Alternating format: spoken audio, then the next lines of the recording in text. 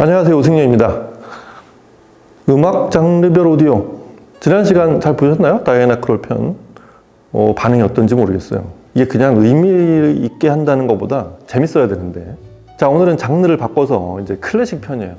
뭐 저희는 다 다룰 거예요. 뭐 첫 시간에 얘기했지만 팝, 락, 뭐 심지어 댄스, 클래식. 그 클래식은 여러 가지 분류가 가능하지만 예전처럼 뭐 관악기를 잘하는 시스템, 또 뭐 현악기를 잘하는 시스템, 물론 이런 것도 가능하지만 많이 해봤으니까 그쪽은 이제는 좀 아티스트별 분류를 지난번에 다이애나 크롤처럼 그렇게 해보려고 하는데, 그게 지휘자가 될 수도 있고 작곡자가 될 수도 있고 이제 연주자가 될 수도 있는데, 오늘은 클래식 중에서도 첫 편인데 일단은 작곡자를 중심으로 그렇게 설정을 해봤습니다. 구스타프 마할러. 특히 이 오디오 하는 분들이 어떤 식으로든 한 번은 이렇게 거쳐 가야 되는, 거쳐 못 가고 그냥 한 번 들어온 다음에 거기서 계속 맴돌아야 되는 그런 분들도 많은, 꽤 팬이 많은 그런 작곡가죠. 말로 음악이 왜 그렇게 오디오 팬들한테 그렇게 높은 지지를 받게 되는지는 정확한 이유는 모르겠지만, 일단 음악이 쉽지가 않아요. 클래식 음악 중에 한 악장이 가장 긴, 그 다음에 교향곡 하나가 가장 긴, 이런 모든 기록을 다 갖고 있는 게 말로고요. 그리고 교향곡이 10개나 있잖아요. 뭐 41개를 작곡한 모차르트도 있지만, 일단 곡의 규모나 이 현대음악 쪽하고 이어져 있는, 낭만파에서 현대음악까지 이어지는 꽤 광범위한 음악을 담고 있으면서도 교향곡을 10개, 정확히 말하면 대제 노래까지 하면 11곡이죠. 그런 아주 대규모의 교향곡을 남긴 그런 작곡가이기 때문에 이 들어야 되는 음악들, 각각이 어렵기도 하지만 그렇게 들을 곡들이 굉장히 많아서 듣고 나서 얼마 있으면 또 까먹고, 또 들어야 되고, 듣고 나서는 또 까먹고 하는, 그게 머릿속에 이렇게 멜로디가 남는 그런 음악이 아니기 때문에 그렇습니다. 그래서 그런 이유, 그리고 말러라는 작곡가 스스로도 시도를 한 게 이유가 되기도 하지만, 말러 음악을 연주를 하고 녹음을 하게 되면 기본적으로 녹음이 좋지 않으면 말러 음악을 감상하기가 상당히 어렵습니다. 그래서 이런 것들이 하이파이적으로 말러 음악을 듣는 그런 여러 가지 복합적인 이유가 돼서 이 오디오 팬들의 굳건한 지지를 받는 대표적인 작곡가죠. 말러를 음악적으로 제가 이렇게 여러 가지 뭐 미주알, 고주알, 설명할 그럴 지면도 안 되고, 제가 뭐 그 정도의 실력은 안 되지만, 저희가 일단 살펴볼 부분은 그런 녹음, 하이파이적으로 말러 음악을 어떻게 들어야 되냐, 말러 음악은 어떻게 생겼길래 우리는 어떻게 접근을 해야 되는지, 그런 걸 일단 간략하게 요약을 좀 해드리자면, 말러 음악은 이렇습니다. 일단 말러 자체가 지향을 한 건 뭐냐면, 이 새로운, 이전에 없었던 그 낭만파, 후기 낭만파를 지나서 현대음악으로 막 넘어오기 딱 그 사이에 있는 그런 시점에서의 작곡가가 이런 새로운 음향에 대한 새로운 접근을 했어요. 그러니까 내가 작곡한 이 곡들은 각 악기가 이렇게 들려줘야 된다. 이렇게 아주 작은 소리를 내고 무슨 새 소리를 내듯이 관악기가 소리를 내야 되고, 현악기는 흐느끼듯이 이렇게 들려줘야 된다라고 악보에 일일이 그렇게 연주하라고 다 써놨어요. 그대로 연주해야 되는 게 말러 음악이기 때문에, 말러 음악 자체가 그런 아주 세부 묘사를, 그런 아주 음색에 대한, 새로운 음향에 대한 그런 걸 제시한 채로 연주하게 돼 있습니다. 그 다음에 이게 좀 오디오 쪽하고 너무 맞닿아 있는 부분인데, 질감 자체를 투명하게 표현하라고 그렇게 되어 있는 게 말러 음악이에요. 그러니까 질감을 어떻게 투명하게 표현하냐, 그거는 이미 저희가 말하는 평면적으로 멜로디와 그런 복합적인 악기로 화성을 듣는 그런 단계를 뛰어넘어서 이 음악을 듣는 구조 자체가 입체적으로 펼쳐져야 된다는 거예요. 근데 거기에 하나가 흐르는 게 아니라 자체도 질감을 줘야 된다는 거죠. 이게 저희가 오디오를 듣는 대표적인 어떤 지표 같은 거하고 딱 맞아떨어지잖아요. 말러가 이미 그런 것들을 제시했었던 그런 작곡가입니다. 그리고 그게 말러 음악에 다 들어있습니다. 그런 걸 묘사해야 되니까 악기의 배치 자체도 또 이전하고 달라졌습니다. 그래서 말러 음악은 악기의 이 배치가, 악기의 배열 자체가 앞에 있는 악기가 뒤에서도 똑같은, 서로 다른 음량으로, 그리고 입체적으로 이렇게 레이어링을 줄 수 있게 그런 그림으로 배치되는 경우가 많고, 그리고 악기 자체의 규모가 대단히 큽니다. 말러 교향곡에 등장하는 오케스트라 단원이 대략 적게는 80명에서 100명 정도가 되는데, 말러 스스로 그랬어요. 본인이 지휘를 하면서 이게 내 곡을 연주할 수 있는 최소 인원이다. 이렇게 설정을 했기 때문에 그렇습니다. 실제로 말러가 이 유럽의 음악을 처음으로 미국에 소개를 한 게 1900년대 초인데, 저희가 아는 이제 메트로폴리탄 오케스트라나 뉴욕 필하모닉이나 이런 악단들의 거의 모든 사람들 총동원해서 연주를 해야 됐을 만큼 악기 수가 굉장히 많은, 이전에 없었던 그런 악기가 등장하는 그런 규모의 곡을 작곡을 했고, 그것도 모자라서 합창단이 또 수백 명이 등장하죠. 그래서 교향곡 8번 초연할 때는 1000명이 넘는 오케스트라 단원과 합창단원들 이 총동원돼서, 그래서 별명이 천인 교향곡이 됐던 게 교향곡 8번이었죠. 여하튼 그런 규모와 악기 배열 이런 걸 새롭게 제시했던 게 또 말러 음악이었고, 그뿐만 아니죠. 또 각 악기가 거기서부터 이제 말러가 제시하는 본인 음악에 담긴 메시지인데, 삶과 죽음을 계속 대비를 시켜가는 그런 아주 색채감, 그리고 그런 강한 음과 약한 음, 저희는 다이나믹 레인지라고 표현하지만, 그 다음에 여리고 짙은 이런 대비, 이런 것들이 끊임없이 등장을 합니다. 이런 것들이 말러 음악을 재생해야 되는, 그리고 연주를 해야 되는 어떤 기본 소양 같은, 말러 음악의 특징 같은 그런 지표들이라고 할 수 있겠습니다. 그래서 말러 음악은 기본적으로 예전이라는 건 여기서 한 거의 5, 60년대에도 녹음을 한, 그때부터 녹음을 시작한 그런 여러 지휘자와 악단들이 있었죠. 그리고 최근까지도 끊임없이 시도되는, 왜냐하면 지휘자들이 혹은 악단, 그 다음에 특정 레이블, 클래식 레이블들이 딱 도전하기 좋은 그런 곡들이거든요. 끊임없이 시도되는데, 그 와중에서도 이 전곡을 녹음한 그런 지휘자들은 손에 꼽죠. 저희 잘 알듯이 이제 레너드 번스타인, 버나드 하이팅크, 게르고 솔티, 클라우디오 아바돈, 이게 거의 탑 4가 되겠네요. 서로 각기 다른 그런 연주 단체로, 그리고 서로 또 다른 녹음으로. 지금 말한 요 4명의 지휘자들은 말러 음악을 오디오적으로, 그 다음에 말러 음악을 이해할 때 꼭 들어야 되는 교향곡 전곡을 다 녹음한 그런 대표적인 4명의 지휘자죠. 자, 이런 곡들을 그럼 어떻게 들을 것이냐. 제가 아까 말한 말러 음악의 특징, 이거를 그대로 재생을 해야 되는 어떤 조건으로 옮기면 그게 말러를 듣는 시스템이 되겠습니다. 그 같은 조건들을 새롭게 분류를 해본다면, 말러 음악을 저희가 제일 먼저 듣는 이유는 다이나믹스에 있습니다.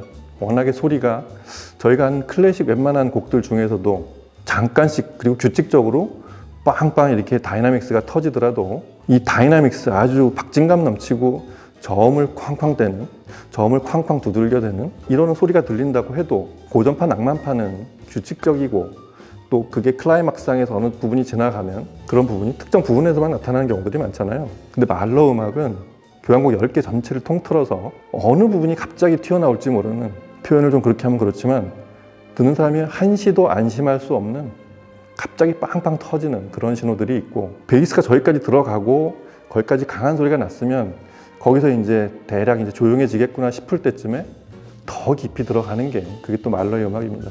그래서 말러 음악을 재생하려면 그런 베이스 다이나믹스, 흔한 말로 저음 재생을 품질이 높게 해야 되는 그런 시스템이 필요하죠. 일단 그런 조건, 그 다음에 아까 말씀드린 대로 투명한 질감을 표현해야 된다고 했잖아요. 그거야말로 저희가 하이엔드 오디오들에서 바라는 하이엔드 오디오의 기본 덕목과도 같은 대표적인 지표잖아요. 그걸 잘 표현해야 되는 거, 역시 스테이징이 잘 떠야 되고, 각 악기는 그 최소한 단원이 80명에서 100명 정도의 규모가 되는 그런 여러 악기들이 하나하나가 선명하게 잘 떠올라야 되는 그런 조건도 잘 맞춰줘야 되는 게 또 말러 음악을 재생하는 오디오의 기본 소양입니다.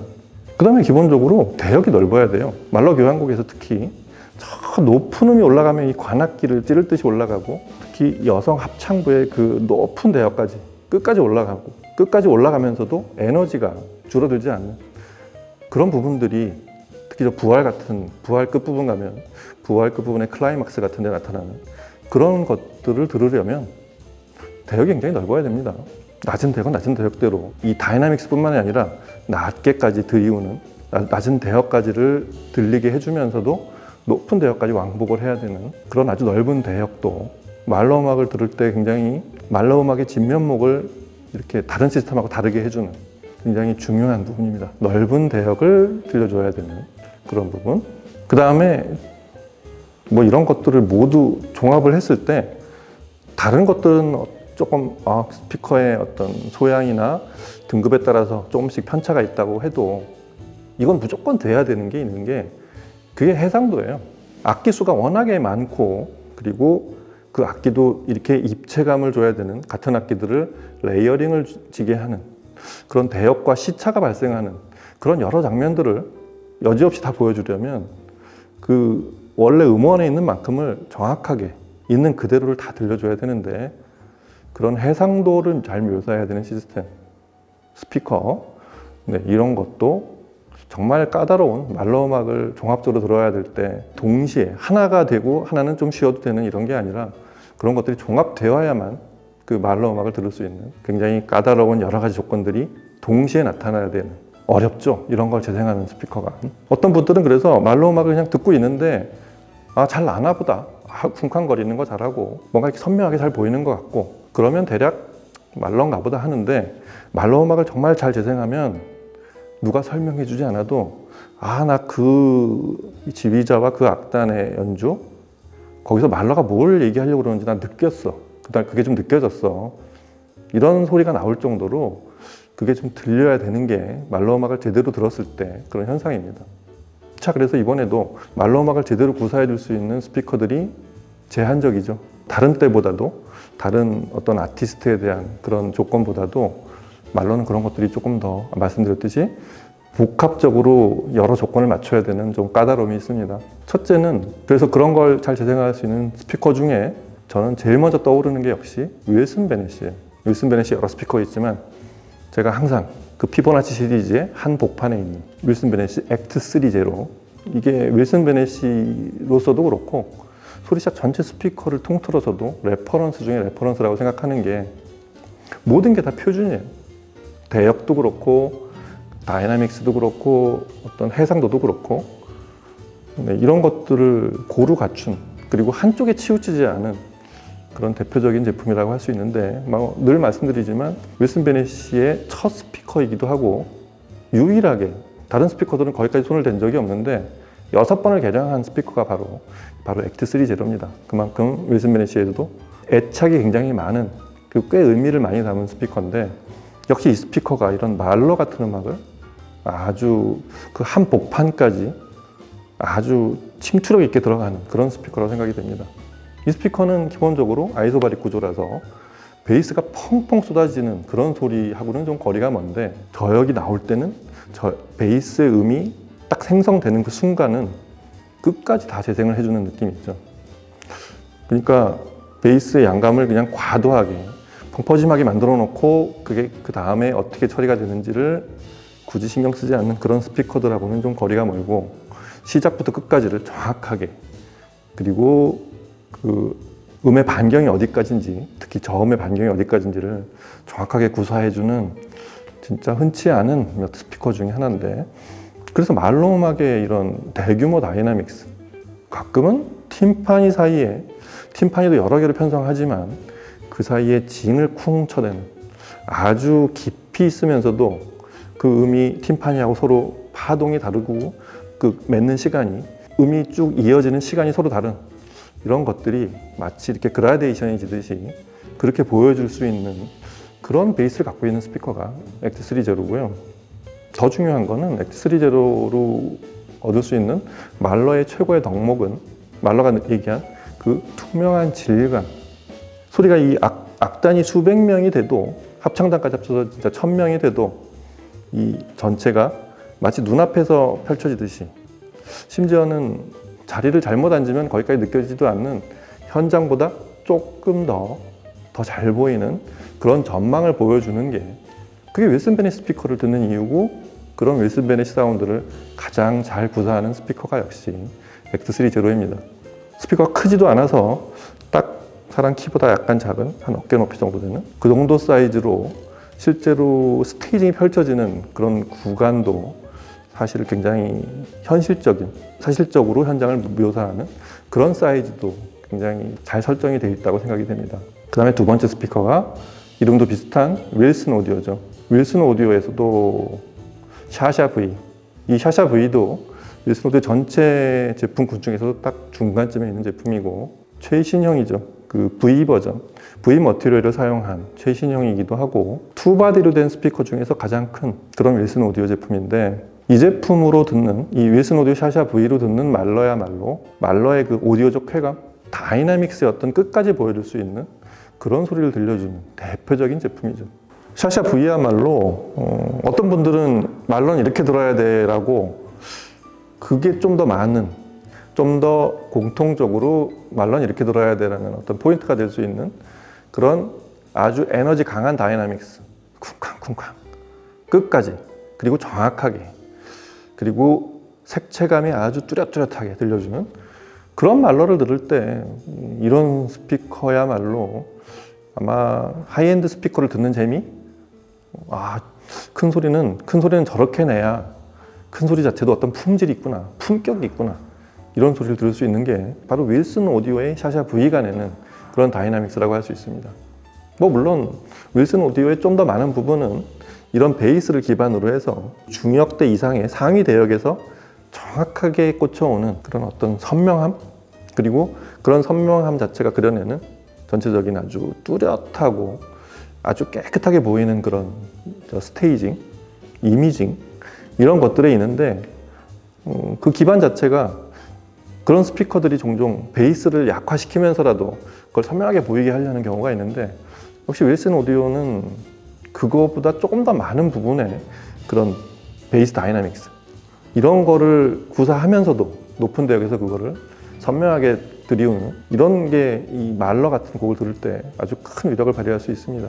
그래서 말러 음악도 여러 부류가 있지만 저희 테스트용으로 많이 듣는 쿠렌치스는 이 6번만 녹음, 말러 교향곡에 6번만 녹음했는데 이 6번의 1악장, 2악장 같은 쿠렌치스 버전을 들어보면 좀 하드하죠. 이 여러 말러 이 지휘와 연주 녹음 중에서도 이 뮤지카 에테르나를 지휘한 쿠렌치스의 교향곡 6번 1, 2악장은 징도 정말 아마 큰 팔로 이 근육질의 어떤 그런 징맨 같은 사람이 큰 징을, 아주 큰 스트로크로 징을 치는 그런 느낌으로 강렬하게 연타를 하는 이런 장면들이 나오죠.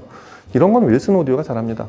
역시 아주 호쾌하고 가슴이 후련해지는, 그게 뭘 묘사하려는지는 굳이 몰라도 그런 음파를 아주 선명하게, 굉장히 정확하게 듣는 그런 재미만으로도 나 말러 다음날 출근했는데 어제 밤에 들었던 그 말러의 그 징소리 듣고 싶어, 이런 소리가 머릿속에서도 계속 사라지지 않는 그런 재미가 있는 게 역시 윌슨 오디오의 그런 샤샤 V 같은 스피커들이 내는 그런 소리라고 할 수 있겠습니다.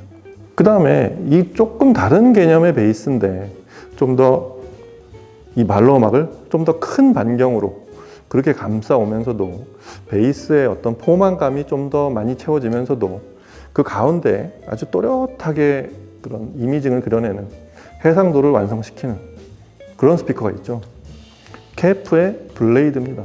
그 중에서도 블레이드 1은 당연히 더 좋지만 블레이드 2 정도만 해도 말러 음악을 들을 때 거의 말러 음악을 위해서 만들어진 스피커가 아닐까 싶을 정도로 그런 베이스 다이나믹스와 그 속을 뚫고 나오는 아주 선명한 이미징, 이런 특성 자체가 말러 음악하고 너무 잘 맞아떨어지죠. 말러의 교향곡들이 전체적으로 굉장히 그 복잡한 감정을 묘사하는 전체 과정은 그렇습니다만, 그렇다 보니 굉장히 급순식간에 급변하는 어떤 그런 상황 묘사나, 그리고 갑자기 그 태산 같은 산이 펼쳐졌다가 골짜기를 떨어졌다가 물속에 빠졌다가 구름에 떴다가, 이런 장면들의 어떤 그런 감정 기복과 변화를 아주 빠른 시간에 그렇게 이동하는 그런 것들은 케프의 이 블레이드가 참 잘합니다. 특히 측면에 듀얼로 구성한 이 베이스 우퍼, 이 소리는 그 여러 베이스 중에서도 다이나믹스나 에너지감, 이런 거를 이렇게 저음도 여러 가지로 분류하잖아요. 그 중에서도 이 블레이드의 베이스는 조금 더 침투력 있는 베이스라고 할까요? 다이나믹스도 다이나믹스지만 베이스가 좀 더 깊이 있게 나오는 그런 소리 있어요. 베이스가 이렇게 측면에 있는 우퍼들이 구사하게 달려있긴 하지만 양감을 구사하고 해상력에서는 그렇게 완벽하지 않은 경우들이 종종 있는데, 블레이드 1, 2에 있는 베이스들은 그 특유의 그 포스 캔슬링 방식으로 베이스 자체도 이 파워 핸들을 크게 가져간 다음에 정확하게 멈춰서는 이런 장점들이 있죠. 그리고 그 블레이드의 디자인 자체가 그런 정제파나 이런 공진에 상당히 유리하게 작동하도록 그렇게 설계된 스피커라서 이런 말로 음악을 들을 때 베이스 음들을 아주 적절하게 깊이 있으면서도 정확하게 들려주는 그런 베이스를 묘사하고, 그리고 똑같은 그 포인트 원 소스라고 부르는 유니큐 드라이브, 그 캐프의 12세대 유니큐 드라이버가 그런 동추 유닛이 동작을 해서 그런 아주 포만감 있는 베이스의 중앙에 아주 선명하게 중고역을 이렇게 묘사한 그런 아주 듣기 좋은, 그리고 좀 더 골격과 이 스케일이 큰 그런 베이스 속에 굉장히 선명하게 그 해상도를 이렇게 뿌려주는 전체 악기, 심지어 합창단까지를 아주 세세하게 묘사해주는 이런 그런 드라마틱한 느낌을 살려주는 건 역시 캐프 블레이드만 할 수 있는 그런 말러라고 할 수 있겠습니다. 자, 구스타프 말러, 특히 교향곡만 해도 다룰 내용들이 교향곡 10개와 대제 노래까지 하면 각 악장마다 각각의 특색이 있고 지휘자별, 연주단체별, 녹음별 굉장히 다양한 스타일들이 존재하는데 그 중에서 내 스타일은 뭐냐, 이런 거를 지금 같은 이 말러로 들을 만한 여러 스피커, 윌슨 베네시 액트3제로, 윌슨 오디오 샤샤 V, 그 다음에 캐프의 블레이드 2, 이런 여러 스타일 중에 내가 좋아하는 쪽은 어느 쪽이냐, 이걸 잘 결정하시면 말러 음악에 아마 푹 빠져서 말러의 전문가가 될 수도 있는 그런 끝이 없는, 그리고 말러 음악을 듣다 보면 그 다른 클래식 음악들을 이렇게 들을 때 말러 음악을 잘 내는 시스템을 갖추게 되면 그런 음악들은 좀 더 재생하기가 쉬워질 수 있다는, 두 마리 토끼를 다 잡을 수 있는 그런 효과도 있다고 생각이 됩니다. 자, 아티스트별 시스템 두 번째 시간, 오늘은 클래식 작곡가 구스타프 말러의 소리, 구스타프 말러의 음악을 잘 재생하는 그런 스피커들을 또 살펴봤습니다. 다음 시간에 또 어떤 아티스트에 최적화된 그런 제품을 소개할지 기대해 주시기 바랍니다. 자, 오늘 여기서 마치고 다음 시간에 뵙겠습니다. 감사합니다.